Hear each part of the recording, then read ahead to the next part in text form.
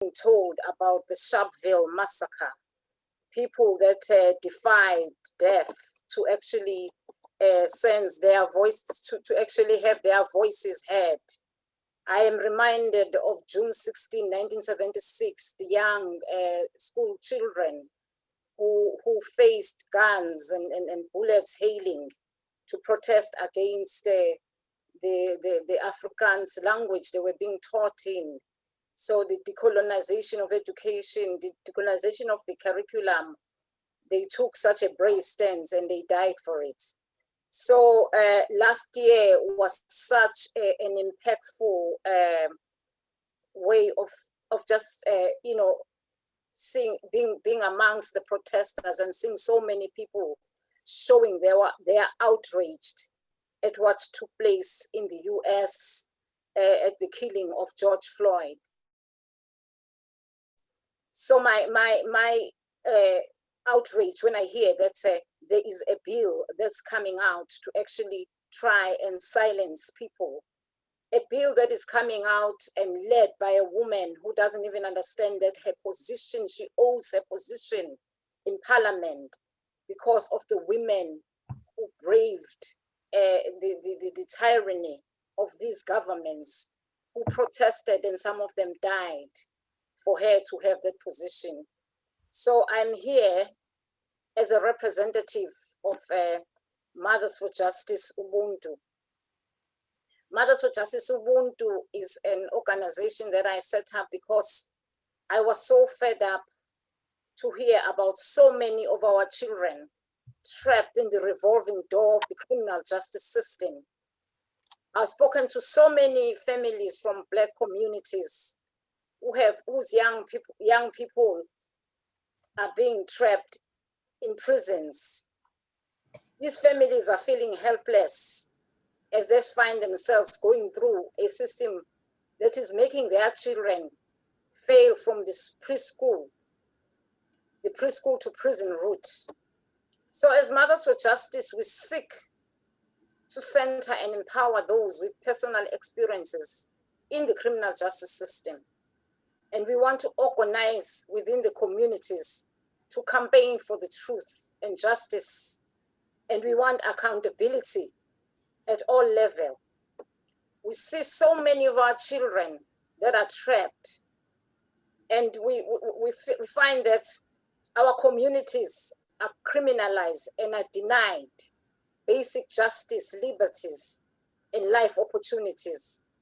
We work to tackle injustices and discriminations across multiple systems that exist to oppress our communities, which are deeply embedded in our history of colonialism and slavery in their international scope. So Mothers for Justice Ubuntu seeks to create a space for us to come together and empower and support one another to fight for justice. I'll end it there. And before I give it back to Tracy, because Tracy's in Chelsea. I would like for all of us to join me, to just unmute your mics and just quickly join me in this old trade union song, which is just one verse. I just want to get the spirit of the people going. The song, and I know you pick it up from the tune. It says, "My mother was a fighter, and I'm a fighter too. And I'll stick with the unions till every battle comes. Tell me, which side are you on? Which side are you on? Which side are you on? Which side are you on? Which side are you on? Which side are you on? Which side are you on? Manja! Manja! Manja! Manja! Thank you. Thank you, Jabu. You know how to start a rally, don't you? Thank you very much, Jabu. As Jabu said, my name is Tracy Walsh, and it's lovely to see so many people here tonight. Jabu called me on Sunday morning after what had happened at the vigil for Sarah Everard in Clapham on Saturday night, and we were so angry, and we started talking about institutional violence, and then we started talking about state violence, and how actually violence means lots of things, and it's much wider than just the actual physical violence that we've been seeing of the oppression of Black people, of women, of people with disabilities, of trans people, of so many different groups. And we thought what we wanted to do was broaden this out so we can talk about state and institutional violence in many, many forms. So I'd like to invite, I'm just moving it around really briefly because Marie's got to head off again. I'd really like to, pleased to welcome Marie Walsh here tonight. Marie's involved in Trident Ploughshares and lots of other organisations. So Marie, over to you if you want to unmute. Thank you very much, Tracy. Thank you, Tracy and Jabu, for organising this really inspiring rally this evening. I think it's a really important issue. I'm really glad that we're for the chance to speak, and it's excellent to see this theme being taken up, and I'm sure that the links are going to be made tonight between the different ways that violence exists in our society. I think what it shows is that those of us who are here see that violence is inherent in the way that our society is organised. And the powers that be want us to see violence as a bad thing that happens now and again on a Saturday night outside the pub on the high street, or in the family home after the team he supports loses a match. And so Boris Johnson will weep crocodile tears at the death of Sarah Everard or the rise in knife crime. And at the same time, will bring in laws like the new police bill that will criminalise the way of life of travellers and gypsies, just to take one small part of that bill. And he and his government won't regard that as violent. He can announce an increase of 40% in the UK's nuclear warheads from 180 to 260, and declare that they reserve the right to use them or threaten to use them if necessary, even against non-nuclear states if they have chemical or biological weapons. And he won't regard that as violence. He will try and sell that to us as a deterrent to violence. Dominic Raab said that 180 nuclear warheads is not enough to provide a minimum credible deterrent to attack. What a hypocrisy when just one Trident warhead is powerful enough to wipe out hundreds of thousands of people and destroy the total infrastructure of a state the size of Syria, as well as inflicting generations of radiation effects on all its neighbours. These are not my words. I'm quoting retired Royal Navy Commander Robert Forsyth, who was a former second in command on a Polaris submarine. So when they talk about deterrence or reducing violence against women, they're hypocrites. Violence breeds violence, and they know it. They're not stupid. They are reckless, but they're not stupid. An escalation in arms in one country leads other countries to follow suit, and they know that. But they are not interested in reducing violence. What did Boris Johnson say in Parliament about the Defence Review that was released on Tuesday? He said he wants the UK to be match fit for the modern world, match fit.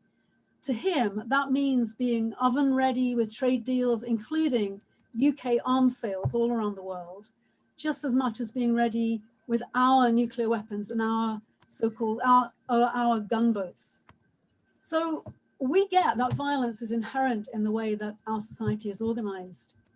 But I do wonder if we totally understand the complexity of it. I think I'm only starting really to get my head around this. And I would like you, if you're interested, to have a look at Cynthia Cockburn's work on gender relations as it relates to militarization and war. And I'll put a link in the chat bar afterwards for those of you who are interested to look this up. Cynthia carried out 2 years of empirical research between 2005 and 2007 that involved listening to, I don't know how many women peace activists. She went to 12 countries on 4 different continents and spoke to women from organizations and networks, many of them in conflict zones, varying from local organizations to national organizations to transnational networks like Women in Black, the Women's International League for Peace and Freedom, Code Pink, and so on. And what she found was that these women activists who are face to face with war and militarization and at the receiving end of gendered physical violence, their experience led them to understand that in patriarchy, relationships between men and women are underpinned by coercion and violence in peacetime as well as in war, and it's just a continuum. They had a sense of war as systemic to patriarchal society. And more than that, that patriarchal gender relations mesh with economic power relations as well as with ethno-national power relations to keep armed conflicts on the boil. Patriarchal gender relations are among the root causes of militarism and war, but it's also circular, so that the converse is also true. Whenever there's a resurgence of militarism and nationalism, there's typically a rise in patriarchy, and then there are setbacks as a result for the economic and political and social gains that women might have made during kind of calmer and quieter times. So Cynthia's conclusion was that there are, I'm quoting Cynthia now, there are practical implications in this for our worldwide mixed sex movements for demilitarization, disarmament, and peace. She says, after all, we are ready to recognize that a sustainably peaceful society must differ from today's war-torn societies. At the very least, its economic relations must be more just and equal. Additionally, its national and ethnic relations must become more respectful and inclusive. Women committed to organizing as women against war add a dimension to this transformative change. They ask the anti-war movement to recognize that to be sustainably peaceful, a society will also have to be one in which we live gender very differently from the way it is lived today. And I'll just finish on a quote from R.W. Connell that Cynthia uses. He says that gender dynamics are by no means the whole story. Yet given the concentration of weapons and the practices of violence among men, gender patterns appear to be strategic. Masculinities are the forms in which many dynamics of violence take shape. Evidently then, a strategy for demilitarization and peace must include a strategy of change in masculinities. And personally, I think that is going to be a huge challenge for our movement and something that we're not, at the moment, we're probably not seriously looking at it. Now, I did promise to give some actions that people can take if they want. So I will put 3 or 4 links in the chat bar. The first is for C&D, where you can take action on the escalation of the nuclear warheads issue. And the others are all various petitions where you can oppose the police crime sentencing and courts bill. And I would just urge you, apart from those things, if you have children or grandchildren, boys or girls, please don't let examples of gender stereotyping go unchallenged whenever they come up. It is really important. Even the smallest comment that we make to our children and our grandchildren can be remembered, and it will make them think. And it's really important. Thank you very much. Thank you, Marie. That's great. Thank you for bringing all of that together and making those relationships between militarization and the issues around gender and gender stereotyping as well. So thank you so much. Fenella, would you like to go next? Are you ready to go next? Is that okay? So next to introduce Fenella Porter, who is a colleague of mine from Young Women's Music Project. We're both chairs of trustees of YWMP. We're both trustees. I'm chair, Fenella's a trustee, sorry. Tracy, and yeah, thanks for asking me to speak tonight. It's a real pleasure and a privilege to be alongside you all. So Tracy's asked me just to say a few words about gender-based violence, which has been on the front pages of our papers now because of the response, particularly to the abduction and murder of a woman from the streets of South London. But actually, gender-based violence is so much more than this. Gender-based violence is institutionalized. It's institutionalized violence. And it starts as soon as girls are educated to negotiate how they look and behave, to be constantly vigilant. The fear of violence is the backdrop to all the lives of all young women and women. The sexual harassment and the learning how to be safe is the daily reminder of it. And the gaslighting, the lack of belief when women have spoken out, the total lack of concern from police or other authorities, all of these augment the experiences of violence. And we've known this for ages, but of course there's research now to prove it. And Cynthia Coburn is one of the people who've done research over many, many years. But recently there was a study that 97% of UK women aged 18 to 24 have been harassed in public. So there are spaces like the Young Women's Music Project that are so important to make sure that young women know that they're not alone and that they can challenge this violence and the threat of the violence that surrounds their lives. And they do this with huge success in some respects. The music industry, as we know, is a place where women suffer terrible harassment. But gender-based violence continues in so many ways in the lives of women, from the domestic abuse suffered by so many to the economic hardship of women in our system, the abuses of power experienced in our reproductive years, and then into old age, as older women are often dismissed and discarded. But let us be in no doubt that gender-based violence is on the front pages now because, yes, the world is waking up to the misogyny that shapes the lives of all women, but also because in this case, it caused the death of a woman with so many other privileges. The experience of violence at every level is also fundamentally a racialized experience, an experience that is shaped by their class, their ability, their gender identity. What happened to Sarah Everard is horrendous, but what has been happening to Black women, women of color, to migrant women, to trans women, to disabled women, these are experiences of violence that we hear much less about, and yet these are the experiences that shame our society on a daily and hourly basis.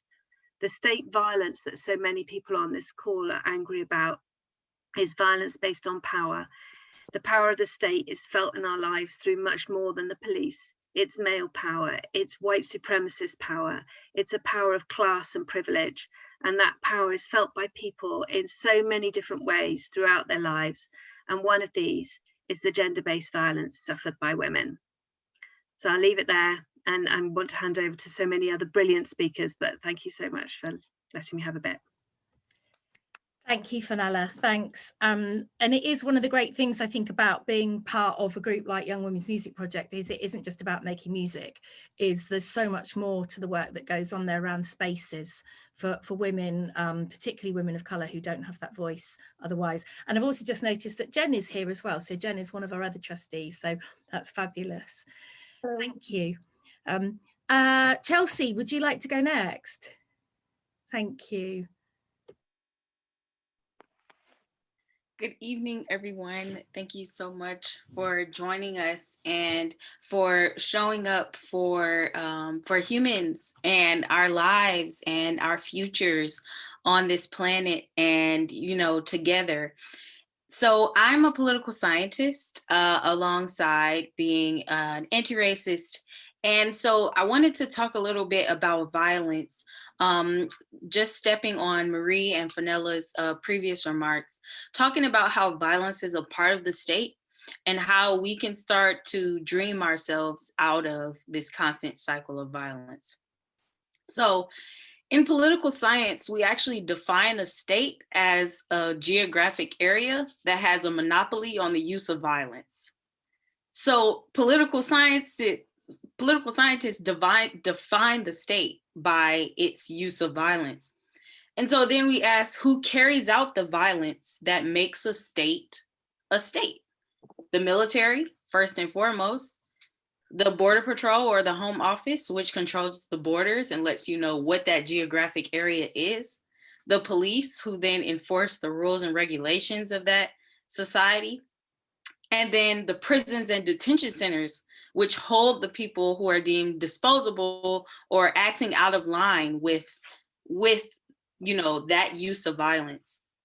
So if you have police and militaries, prison and detention, and the Home Office all working together to make sure the state remains using violence, why are they carrying out violence? Why does the state need to use violence? Like, why is that a part of how we interact together as humans? I mean, I thought the whole point of society was so that we could interact outside of the state of nature, outside of the state of war, outside of constantly battling each other for food and resources.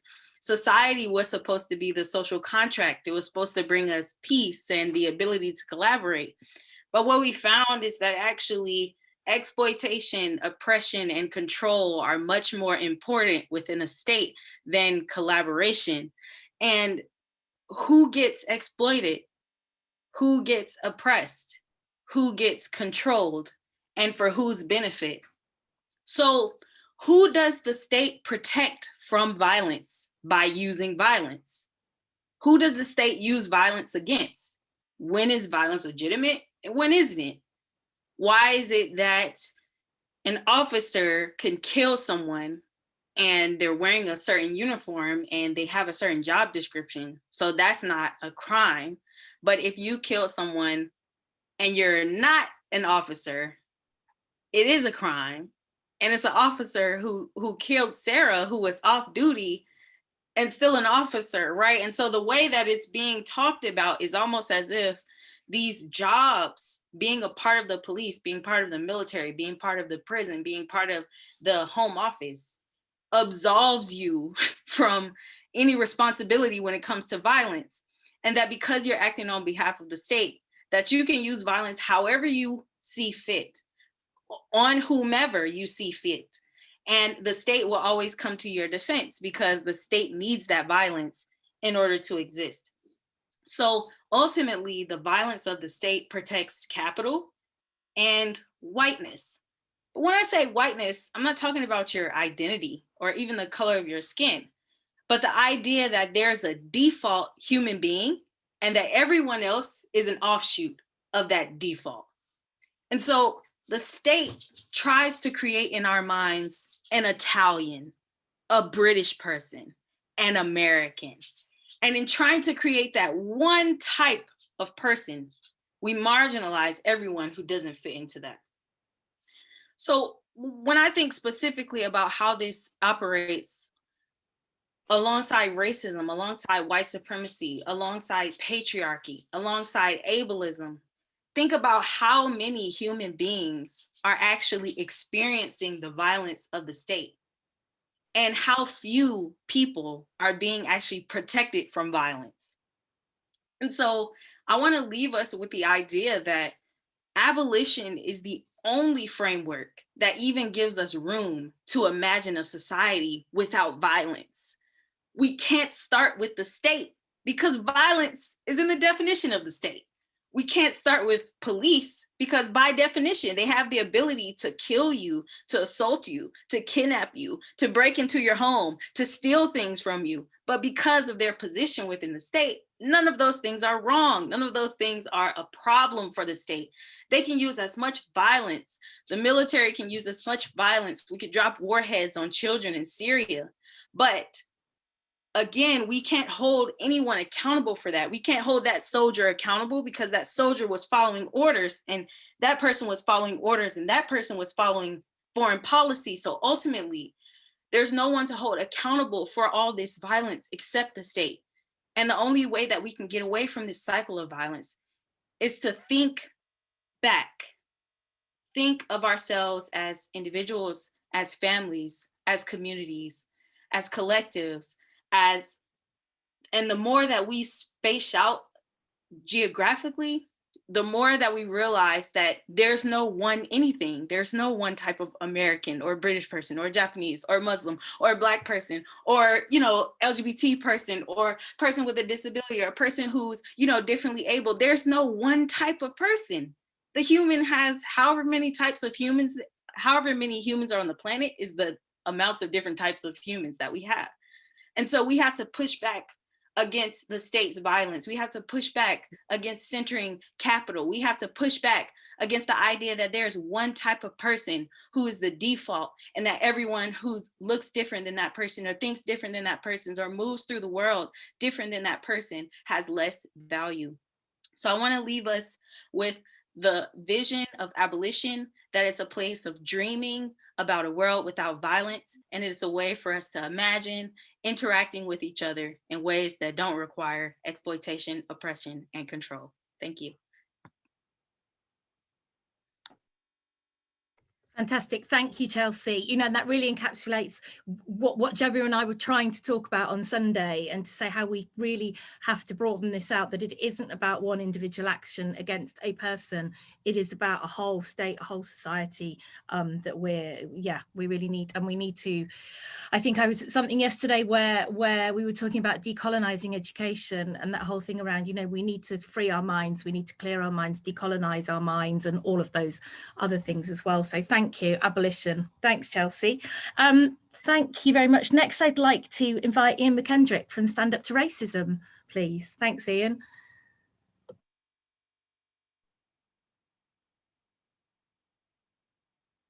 Oops, sorry, lost control of all my buttons there. Oh, you've all gone very big on me. Okay, just give me 1 second, because I did have a couple of notes. Well, I've managed to, oh, that's better. Yeah, I mean, I don't think I've got, I just want to pick up one of the themes that one of the speakers said. I think there's absolutely brilliant contributions. And to be honest, I think we could sit here for years talking about the violence of institutions. I mean, how far back do we want to go? Because it's like, as Chelsea said very eloquently, it's inbuilt in the system. And as other speakers have said, there is no depth of atrocity the institutions won't consider, including absolute Armageddon, nuclear annihilation, and climate change. You know, we face an existential threat.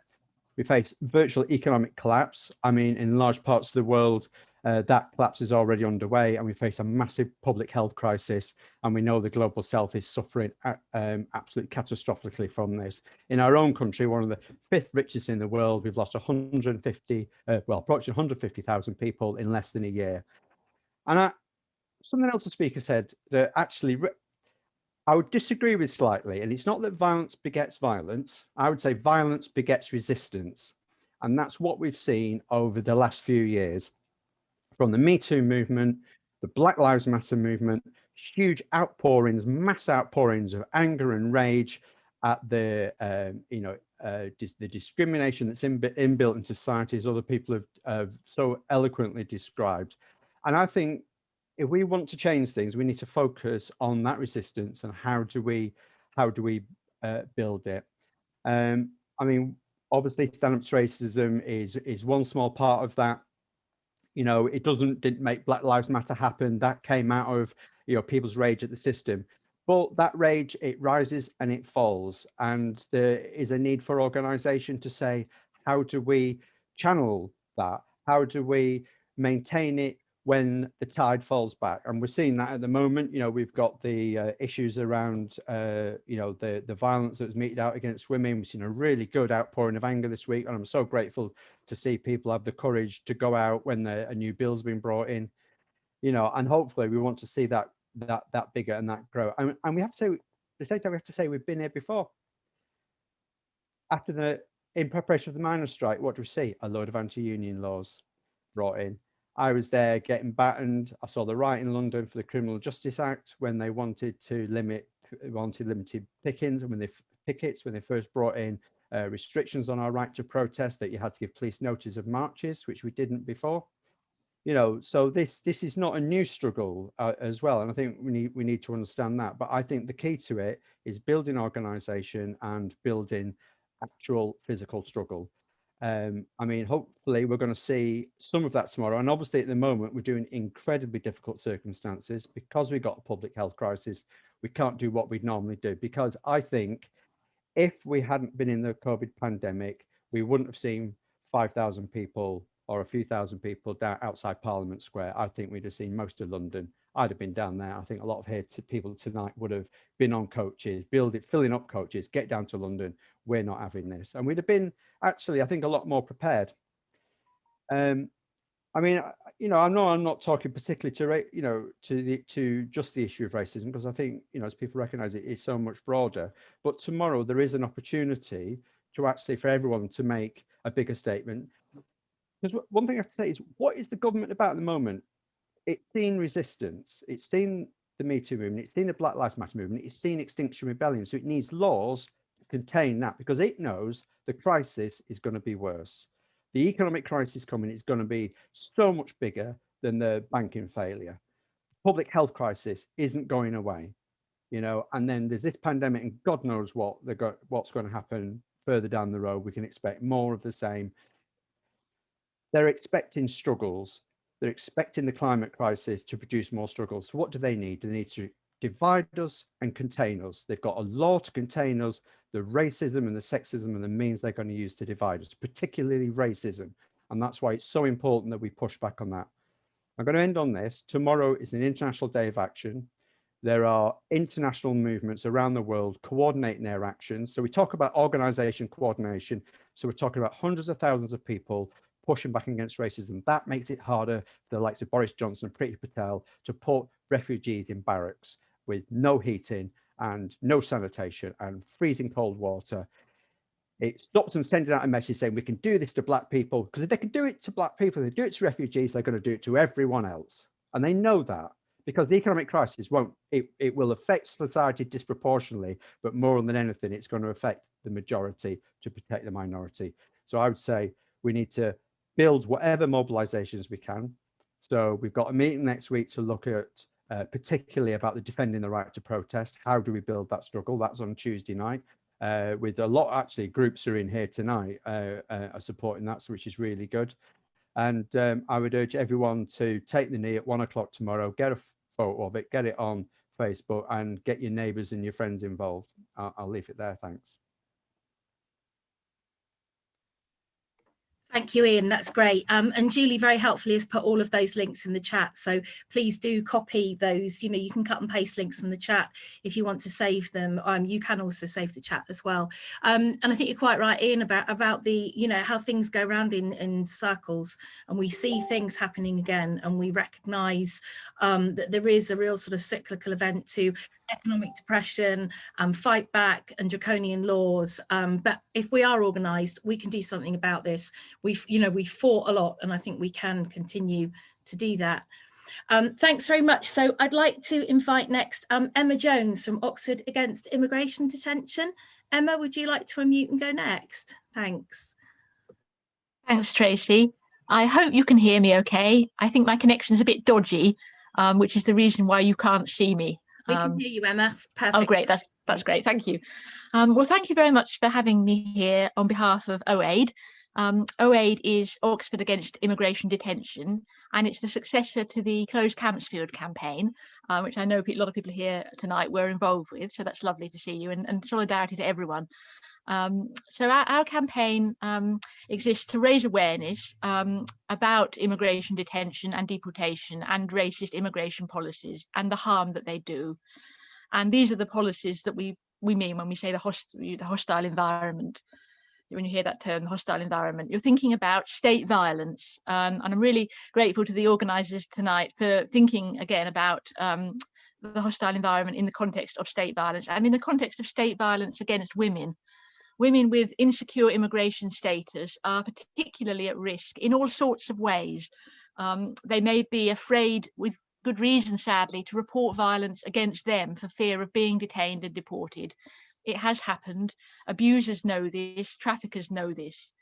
They may be turned away from refugees due to no recourse policies. If you remember, Boris Johnson infamously claimed he claimed not to know what that meant.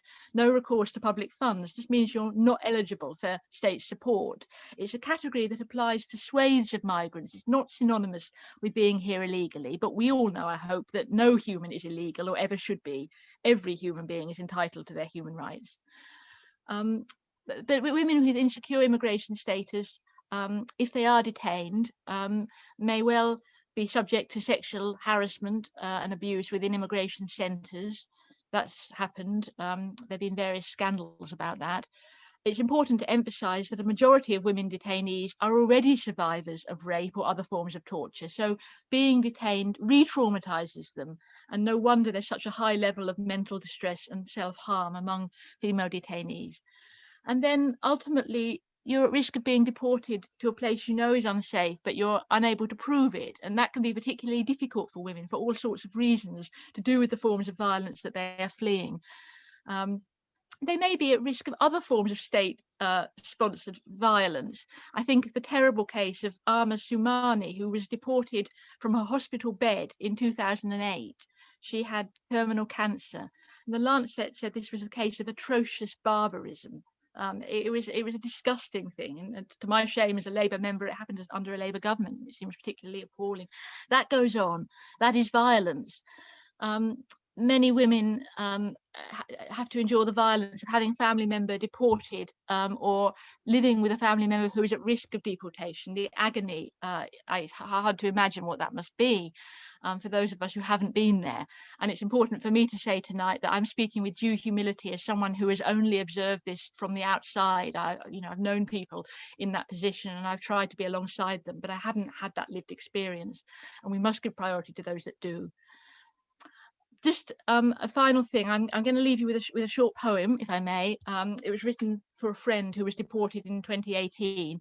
Before I do that, I wanted to say on the subject of immigration detention, given that I'm here on behalf of OAID, you may have heard that Yarl's Wood, a site of so much human misery, where many women were detained since 2001, Yarl's Wood, they said, is closing. That's good.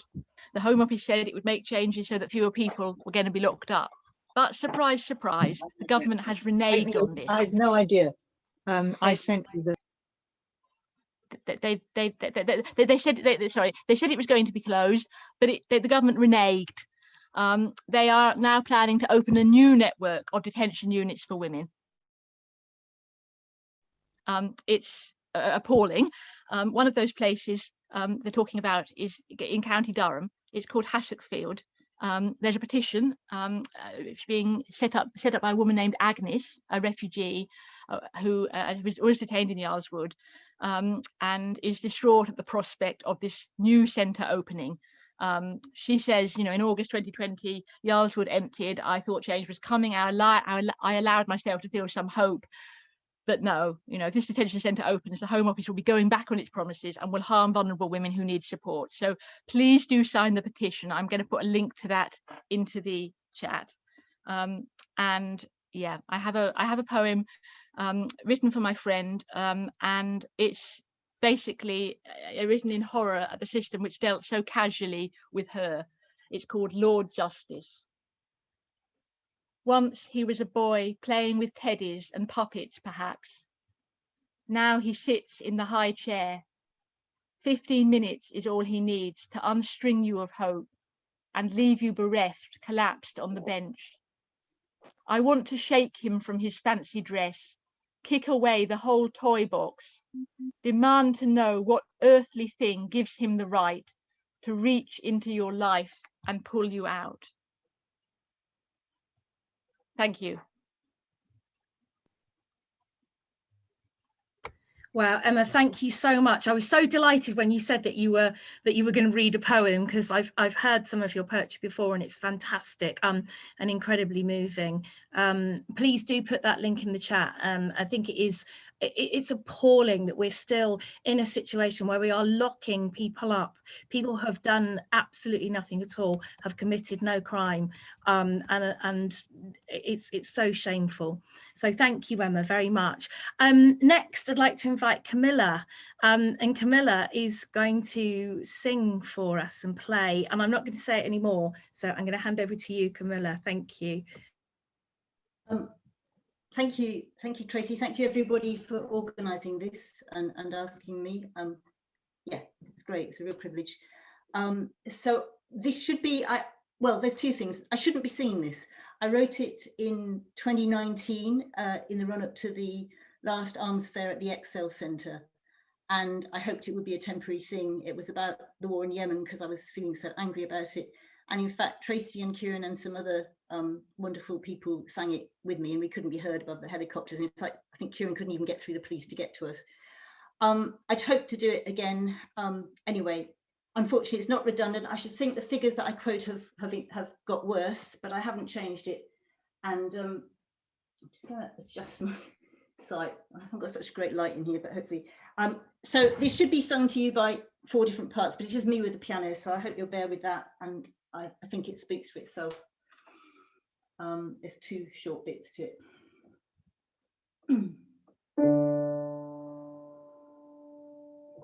Every child has the right to live in peace,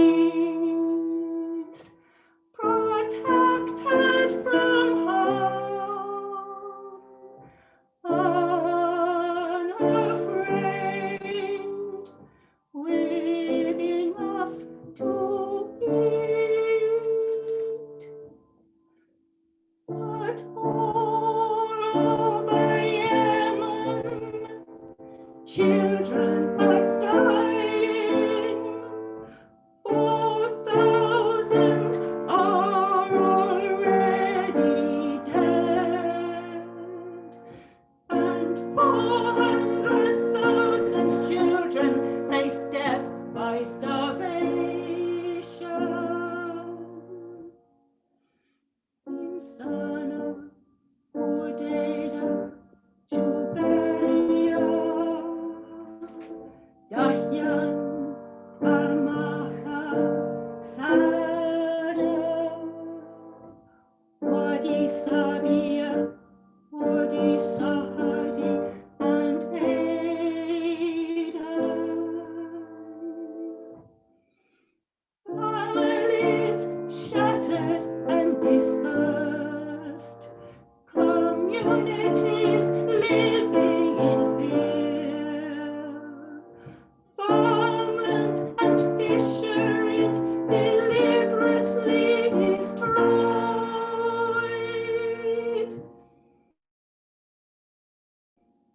Using weapons to harm civilians is a war crime, a war crime, a war crime. Governments, arms dealers, shareholders, we hold you accountable for war crimes, the murder of children and families. We hold you accountable for war crimes.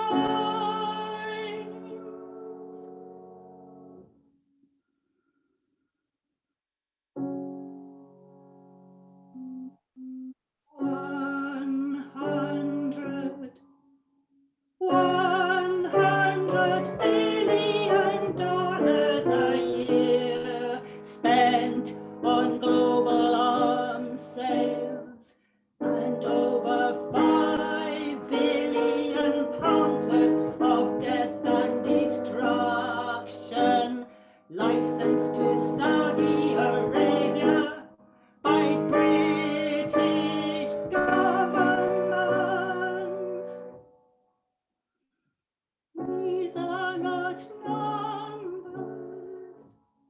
These are not merely numbers. These are lives, histories, and landscapes. Sisters and brothers, children and mothers, old friends and lovers. In company boardrooms and government offices, lives are traded for money. In Palestine, Syria, Yemen, Egypt, Bahrain, Congo, all over the world. Why don't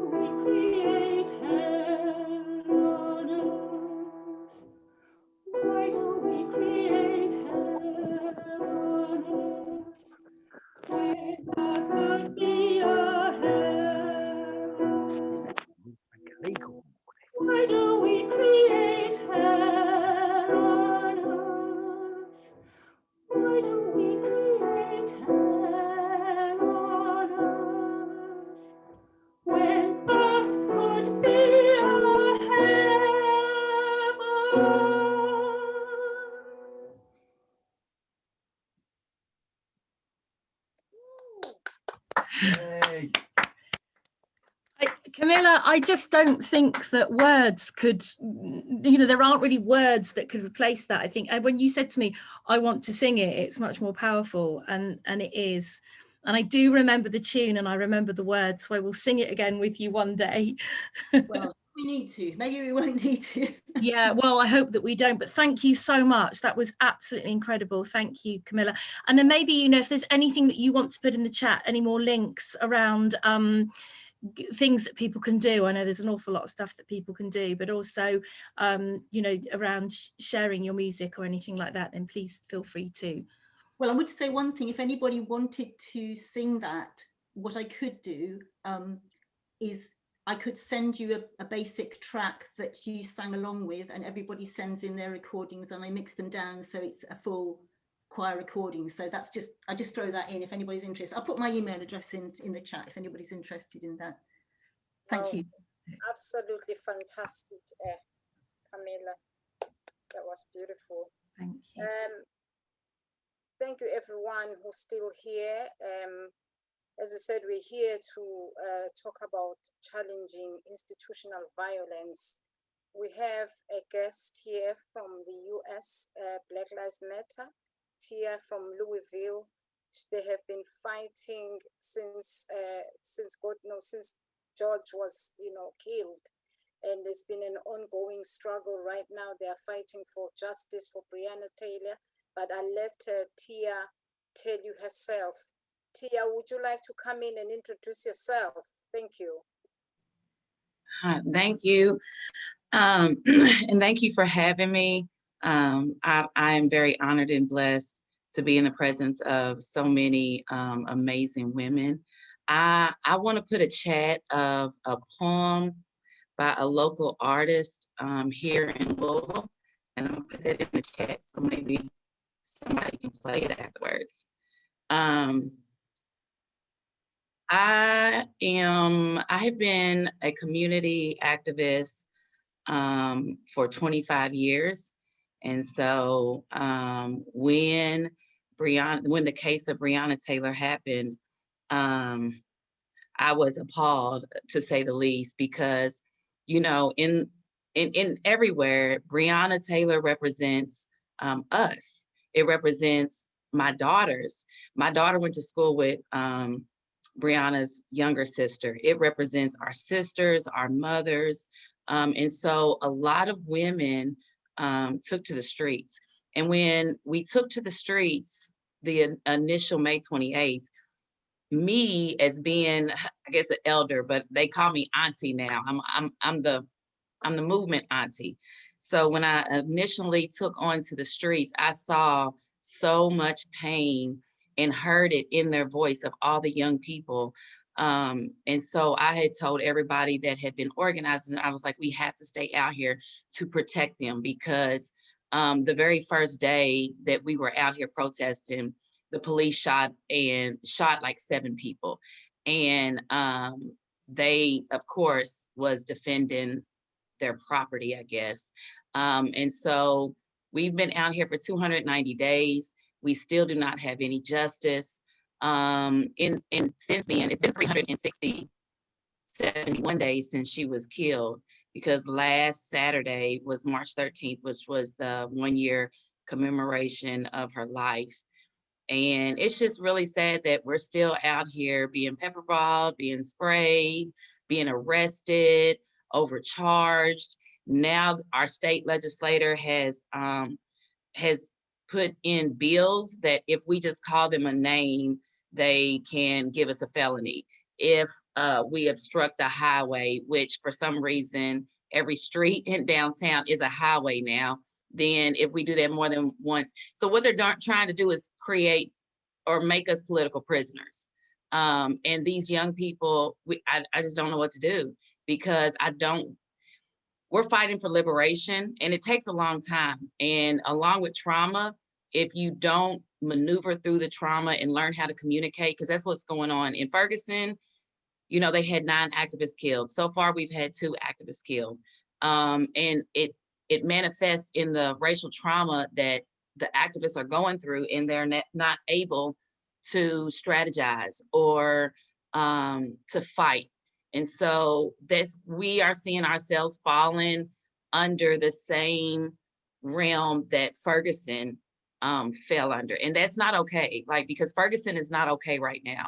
Ferguson has so much trauma, and they've had eight to 9 activists killed. So we're still just pushing. Right now, we're trying to push for the Commonwealth attorney to file charges.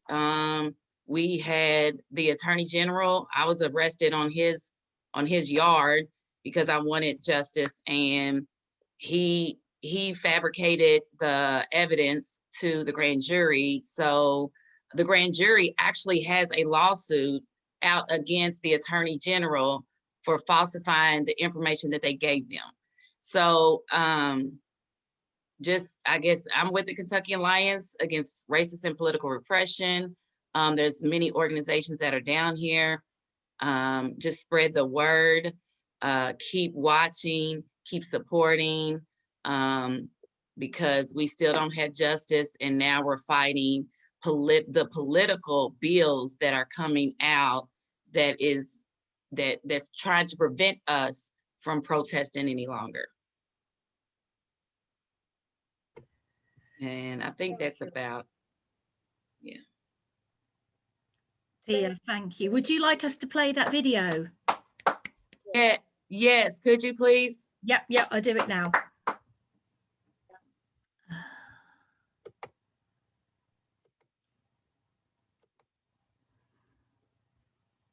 Okay, I hope this works, everyone. Rehearsal, and this poem dropped right in my head. And I could see the last word of every line of this poem. And so when I got home, I said, I'm gonna write this poem and put it on Facebook. So this is the poem. It's called Formation.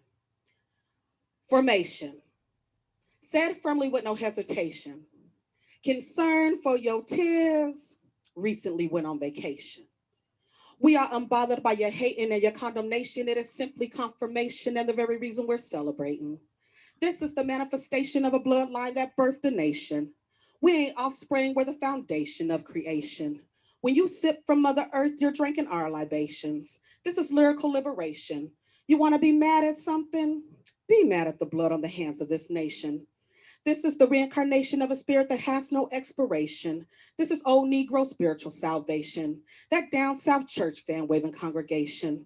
This is B's Black Fist standing on Rock Nation. But since you seem to need some clarification, this is for 40 acres and a mule reparations. For picking cotton in fields for no compensation. For not telling slaves about emancipation. For Rosa being told to get in the back of your transportation. For Sarah Bartman's humiliation at the hands of your exploitation. This is for co-opting a culture with weak imitations. For Martin and Malcolm's assassinations. For countless years of segregation. For every time you told our sisters and brothers to assume the formation. For keeping them locked in a system chained to probation. For a racist system masquerading as fair administration. This is for Sandra Bland dead on the floor of a police station. For smallpox infestation.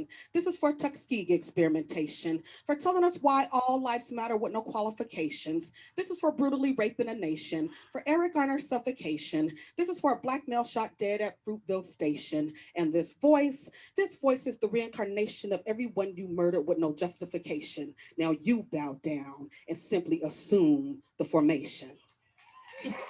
Okay. Thank you.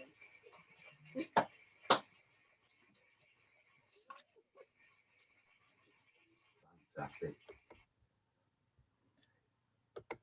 Wow, that is absolutely incredible. The link's in the chat, so people please save it and share it. And solidarity, Tia, with you all and what's going on in the US and in Louisville. Solidarity and struggle. No justice, no peace. Yes. No justice, no no peace.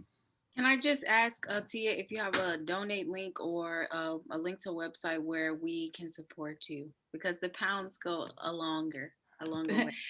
Yes, ma'am. I'll put it in the chat. Thank you. Thank you. Thanks for mentioning that, Chelsea. Tia, thank you so much. So next, could we go to Safia from Acorn, please? Hi, Safia.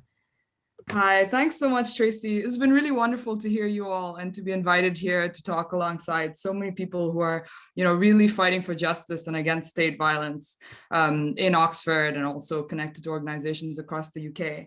I just, wanted to talk a little bit about what the organization that I'm involved with is doing as part of that fight. And what we're really focused on is the role that building working class power can play in this fight. Working class power as a strategy against all of the things that we've been talking about that constitute state violence. The idea that any effective resistance to the way that the police, control, have a role in our daily lives way beyond the role that, the importance given to our survival and our well-being. And that in order to combat that kind of approach of policing rather than our well-being and our survival, we really need to build working class power and have a strategy to do that. So I'm from Acorn, Oxford. It's a branch of a national community union, Acorn. And the idea is that it works like a workplace union that a lot of you will be familiar with, but it's for ordinary residents in any particular kind of city or district. And it brings ordinary people together. It lets us kind of pitch in an hour's wage a month so that we can, free of any government or corporate funding, really decide what we need to do to fight for each other and to improve our lives and to improve our communities. So over the last 10 years or even more, we've watched the government decimate public services, destroy our access to social or even any kind of secure housing, good transport, and instead beef up cop powers to strip and search, to patrol schools, to crush protests. We've watched the hostile environment criminalize the most basic rights, including housing, or even, undocumented migrants' right to drive to work. So what do we do about that? I guess a lot of you will have seen that, political action has increasingly been limited to small groups of professionals lobbying politicians behind the scene. And what we really believe at Acorn is that that's not enough. We need to be able to build power together. We need to be able to have a strategy that allows us all to get involved, all to take collective action, and to see that that is the real route to be able to push back against these forms of injustice that we're talking about. So we're a membership-based organization. Anyone can join in Acorn. And by joining as a member, there are all kinds of things that you can take part in. So we have multiple campaigns. The kinds of campaigns that we've won up and down the country have included, for example, stopping a power station being built in Bristol, which would have caused the kind of damage that you all know about to young people's lungs, to people's daily lives and the conditions of their lives. We've stopped a council tax being implemented for the lowest income bracket of people in Bristol. Daily, we win repairs and rent rebates and things like that for people, private renters up and down the country. And we've been doing that gradually in Oxford. I think we've won maybe like 7 out of 12 cases like that in the last year or so, and we're pretty new. This is the kind of thing that we're doing, and I thought that it would be useful to share that. Anyone can join as a member of Acorn Oxford if you're here, and the more people that we have, the more strength in numbers that we have, and that's how we can take collective action and how we can really regain control of the spheres that make up our lives, like housing, like transport, like the way that we're taxed, and we can stop it instead being infiltrated by all of the institutions of state violence that you all have been talking about. So just to end, one little thing that would be really useful for everyone to help with is a campaign that we have going on, or not a campaign, what we call a members defense case. I'm just going to post the link in the chat. But basically, this is our member, Carla. She and her family have been living in incredibly poor quality housing with a rat infestation for about 3 years. After she and her family dared to stand up to the letting agent, they then tried to slap her with a revenge eviction, what's called a Section 21 eviction. I don't know if you guys know about that. But they're trying to kick her out of her house, her home, as well as her 2 young kids for daring to stand up for her most basic rights and dignity. So at Acorn, we believe that no one should have to suffer that. And instead, we should have the power to fight for each other and stop that happening. So that's what we've done. She's joined as a member. We've taken up this case. This is a letter campaign that we're running. So anyone can write a letter to this letting agent, Ryview Homes, and that will put a bit of pressure on them to agree to the pretty reasonable demands.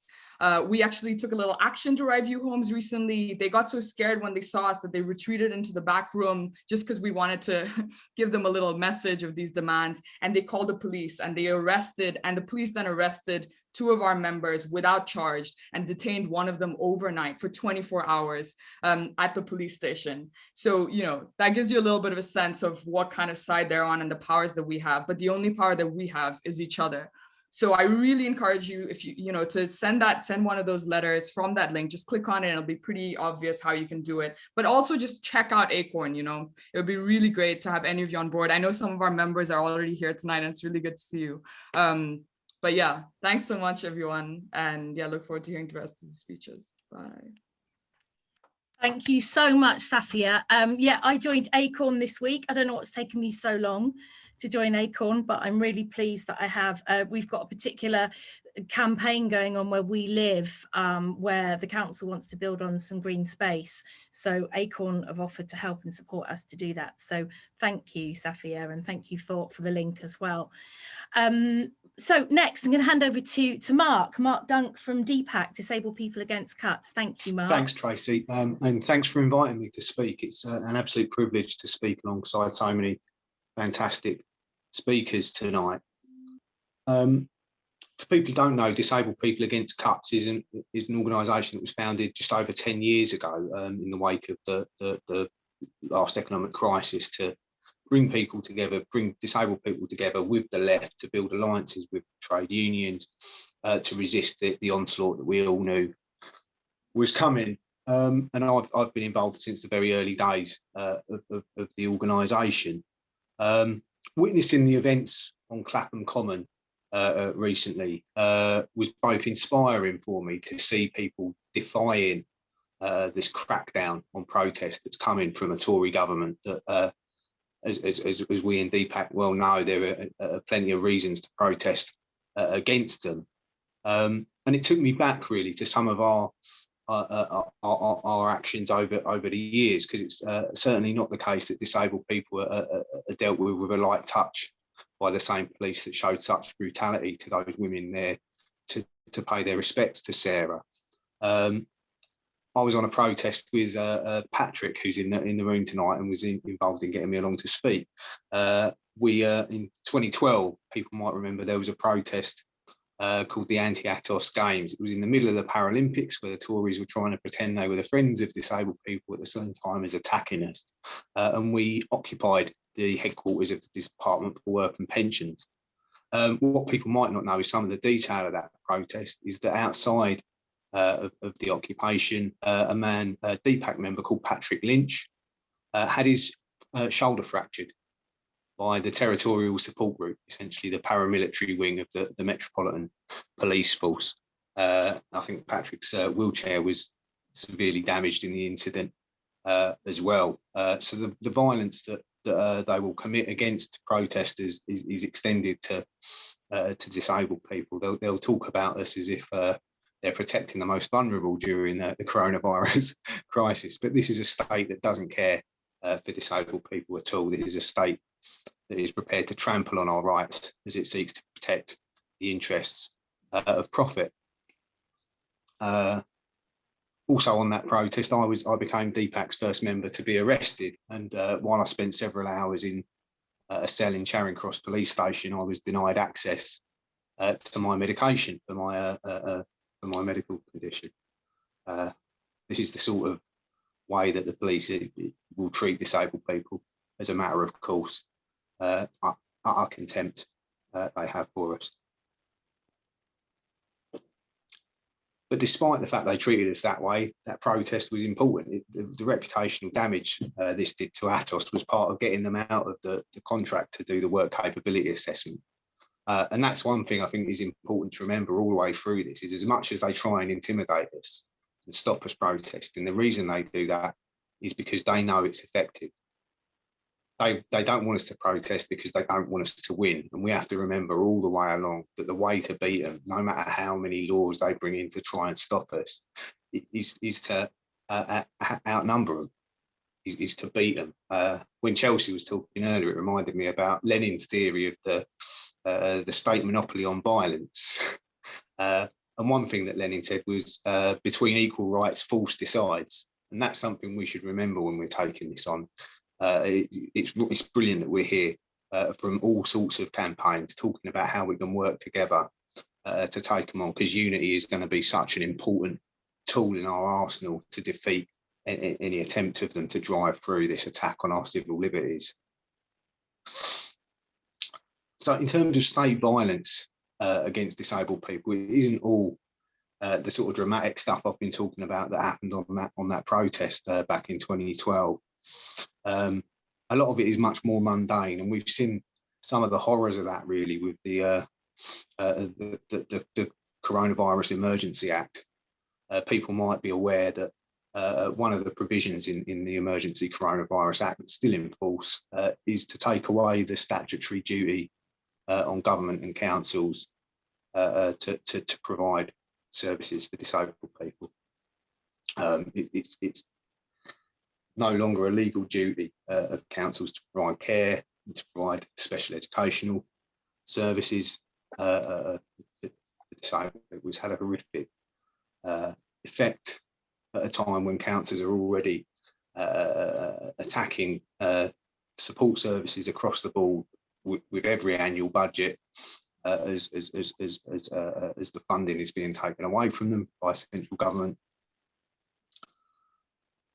To take away the one thing that forced them to provide some level of service in the middle of this has been an absolute disgrace. Alongside that, we've seen the widespread use of do not resuscitate orders against disabled people, not just on older disabled people, as that's a disgrace in and of itself, but widespread coercion of young people with learning disabilities and underlying conditions to accept do not resuscitate orders, essentially saying that these people's lives are not worth saving if they get the virus. An absolute disgrace. And this is despite the fact that 2/3 of deaths from coronavirus, according to Office for National Statistics figures, are of disabled people. It's really just an absolute disgusting situation that we've faced. But the drip, drip, drip of state violence against disabled people is in many ways even more mundane. In the last decade or more, really, we've experienced it as the daily grind against a system that's designed more and more to fail us. The fight to access what are inadequate and in many cases inappropriate provisions of care and support services. But I mean, more than anything, really, the battle with a pernicious benefits system that's left us with a sad litany of claimants who've taken their own lives.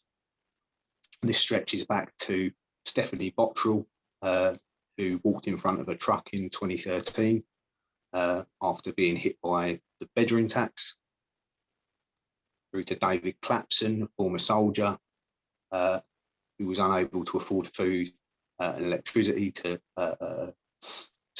keep his insulin and died of diabetic ketosis, to the more recent case in 2018 of Errol Graham, a 58-year-old black man found dead, starved in his flat, weighing little more than 4 stone, and with 2 tins of out-of-date fish, all that he had in his cupboards. This was after Errol disengaged from the DWP. He was expected to turn up for one of these disgusting work capability assessments managed by Maximus these days, since we drove Atos out of the contract. And this is something that we face over and over again, this misery of battling for the slightest bit of dignity. And we have to stick together to fight back. People might have seen our most recent actions have been over the question of the £20 uprating to universal credit, and the fact that this was never extended to around 2 million disabled people who are on legacy ESA claims and other forms of legacy benefits, such as income support. Now, it's a brilliant thing that the £20 uprating has been extended for 6 months. It shows that actually when we protest, we can push the government back. They were under pressure against this and they've kicked the can down the road. But they still haven't extended that £20 to 2 million disabled people on legacy benefits. We've had a few days of action over it and we are continuing to fight over that. So one thing, thanks for listening to me. One thing I'm going to ask people to do is we have got a template letter for people to write to their MPs. We want to keep the pressure up over this. As that 6 months comes up, we're going to ramp up and have more days of action and try and make sure that we keep this issue in the press, because expecting disabled people to go through this crisis when people are having to pay for PPE for their carers, etc. But they're the very same people who haven't even had the £20 extra is an absolute disgrace. So thanks for listening to me. It's been a privilege to speak to you all tonight, and I look forward to joining you all in the struggle. Thank you. Fantastic, Mark. Thank you. Please put, please put that link in the chat. And you've just given me a really incredible memory as well of somebody that I think many people know, who was a fantastic activist and campaigner of the great Anna Owens, of being at PCS conference in Brighton a few years ago, and Anna ran out into the middle of the road on Brighton seafront with a DPAC banner and stopped all of the traffic in rush hour on a Monday morning. Anna sadly died a few years ago, and it's just one of those amazing memories that when anybody talks about cuts and anything like that, I immediately think of Anna. So thank you very much, Mark.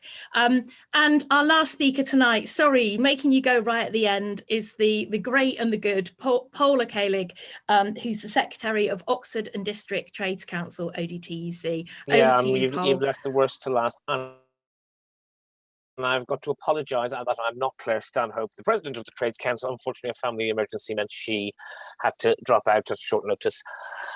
Two things I want to thank Chelsea for your really inspiring speech and breakdown and everything. I also want to thank Tia for giving that really, really emotional thing all the way from there in the States. It is really long, but thank you both. And the other thing is, Ian McKendrick asked, how long have we been doing this for? And how things? Well, you can think of it.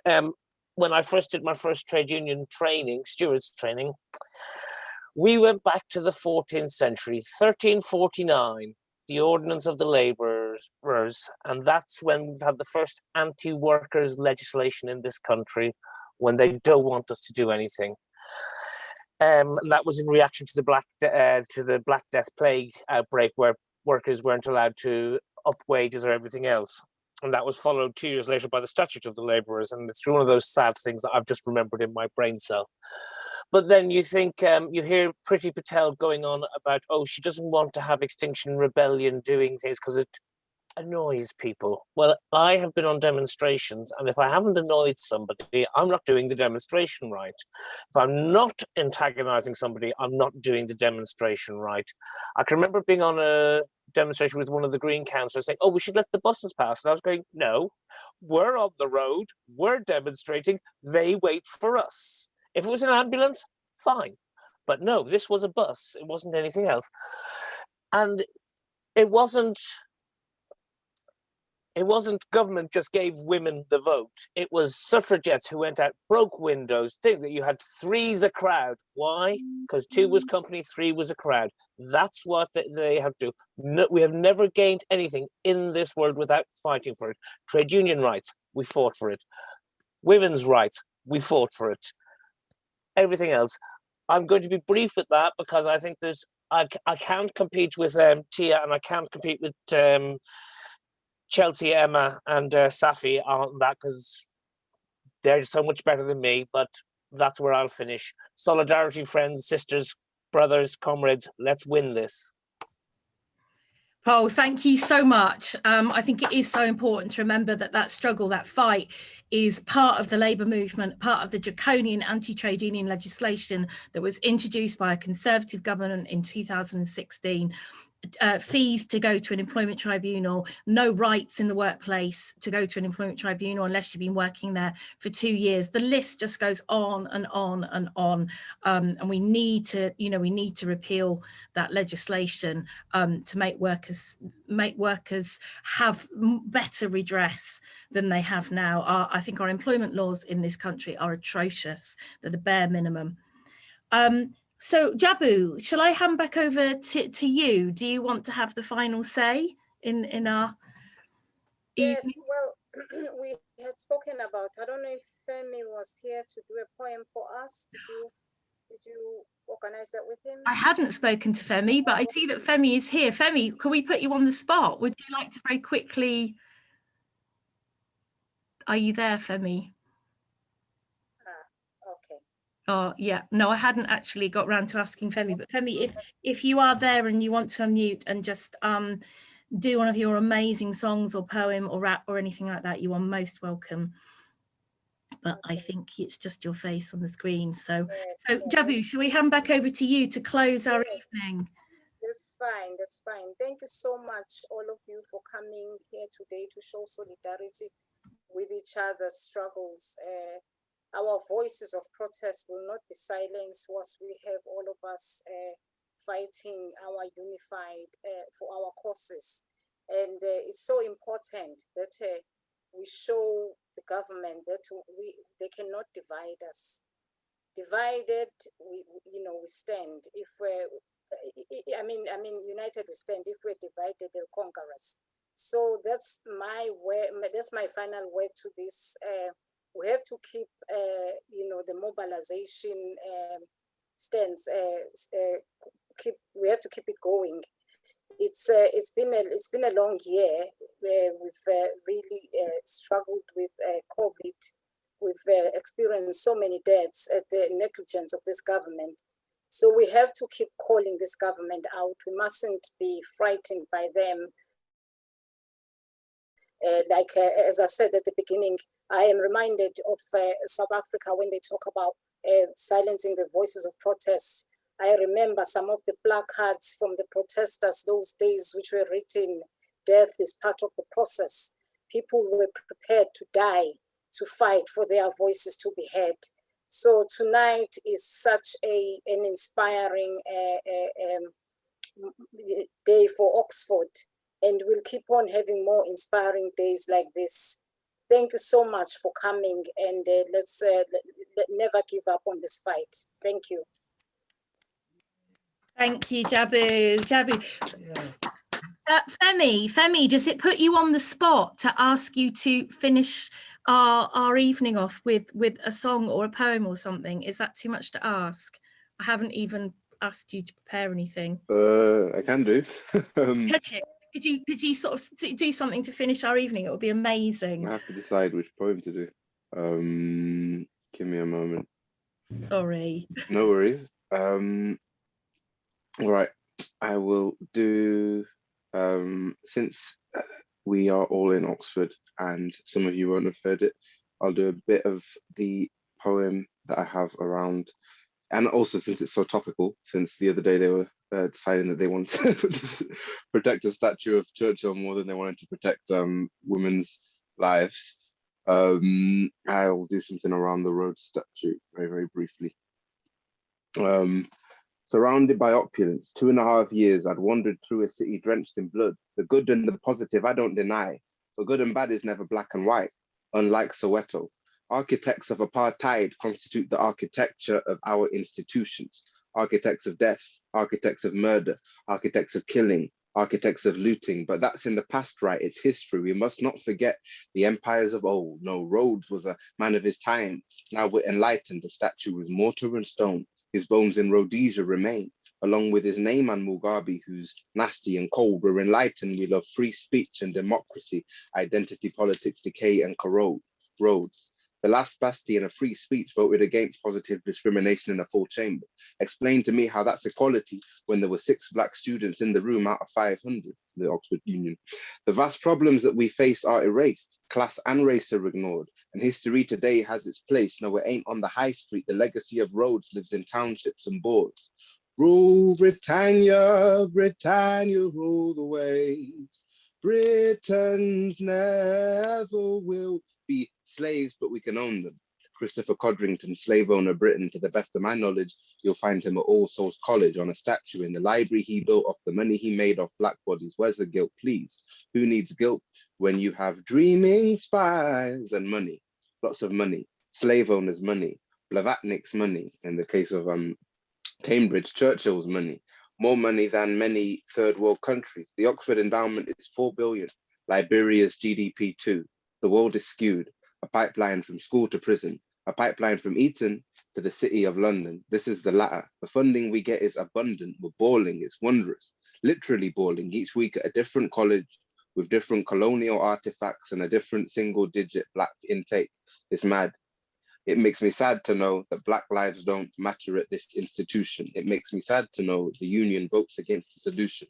Dreaming of a day when the hallowed halls of the institution I aspired to are more accessible to those who are not posh white from the southeast, with 2 brothers who have already applied to such institutions and got in, one at Christ Church, the other at Robinson's Cambridge, blameless. Roommates at aristocracy, I've seen less Somalis than statues of Socrates. The UK has the largest Somali community in Europe. Since the 19th century, they'd been here, and at Oxford, I'd met a grand total of 3. Guess how many people I'd met from Westminster? Even us that are here, too often privately educated, MGS, Eton, Tonbridge, children of princes, groundbreaking research and stifling privilege. Built on the pillage of village and looting of land, we bury our heads in the dreaming spies. It's the city of dreaming spies. And so as the government continues to try and criminalize protests, let's remember the big protest we managed to have around its road statue this past summer, and how it kind of unified the town and the and the student bodies in a way that hasn't really been seen before.